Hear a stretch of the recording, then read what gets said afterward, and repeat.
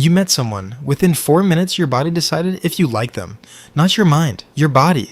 Something older and faster made the call, and it was almost never the person best for you.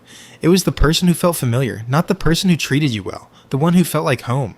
Even when home wasn't safe. Why do intelligent people fall for the same type over and over, even after it hurts them? The answer isn't bad luck. It's a wiring system installed before you had a say in it. Psychologists call it imprinting. In the first years of life, your brain builds a template. It watches how people around you gave love, withheld love, disappeared, came back. It doesn't judge whether the pattern was healthy. It records it as normal. As what love feels like, then it waits. Decades later, you meet someone new. Your mind says this person is exciting, mysterious, hard to read. But your nervous system is checking this new face against the template built when you were 3 or 6. If the match is close enough, your body releases a signal that feels like attraction. It isn't attraction, it's recognition.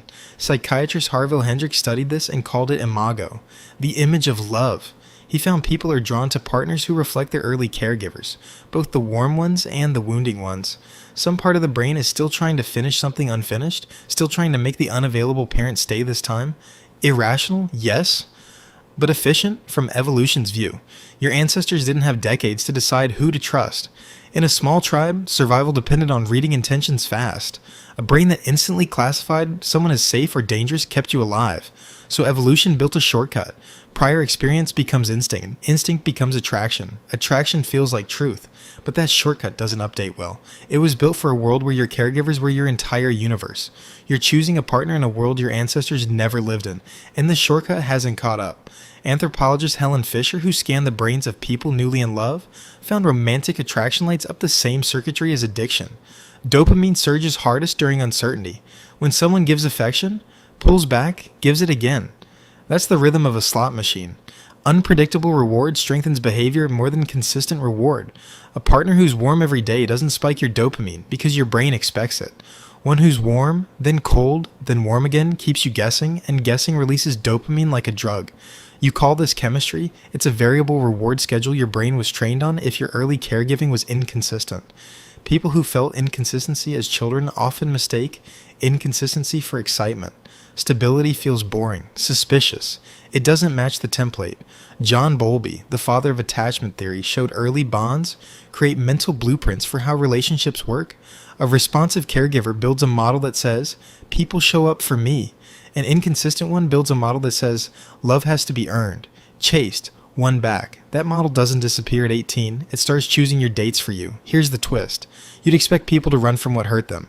But repetition compulsion, a concept from Sigmund Freud, refined by modern trauma researchers, shows the opposite. Part of the mind believes if it replays the situation with a different ending, it can finally resolve it. You're not choosing your partner. You're choosing a chance to rewrite your childhood. But real adults aren't childhood do-overs. They're separate people, often running the same program in reverse. Two people meet, feel a pull they can't explain, and are really two incompatible wounds recognizing each other. So what do you do with this? Notice the feeling itself. When someone feels overwhelmingly familiar right away, that isn't proof they're right for you. It's proof your nervous system found a pattern match. Intensity isn't compatibility, it's often just familiarity. And familiarity and health aren't the same thing. Ask a different question. Not, does this feel exciting? But, does this feel calm in a way that also feels good? Real security feels quiet at first. It doesn't spike dopamine the way uncertainty does. It can feel underwhelming if your nervous system was trained on chaos. That flatness isn't boredom. It's often the first time your body has felt safe enough to stop bracing. The wiring can change. Attachment patterns are stubborn but not fixed. Consistent new experiences slowly build new templates alongside the old ones. You met someone. 4 minutes in, your body had decided.